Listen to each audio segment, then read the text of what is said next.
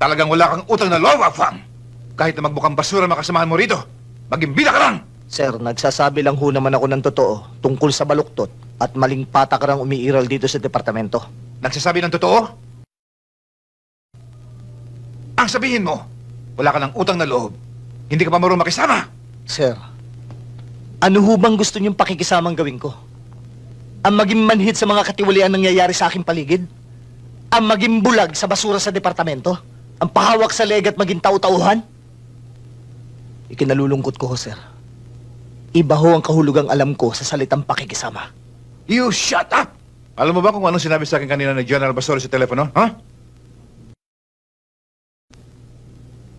Mula na naging opiser ko, kanina lang ako namura ng ganon. Kaya, Afang, Sir! Bog! Walang kinalaman ng mga ina natin sa bagay na ito, kaya't huwag natin silang idawit! shut up! You shut up! Listen, and you listen good! Babawiin mo ang mga sinabi mo sa press. Sasabihin mo na misquoted ka.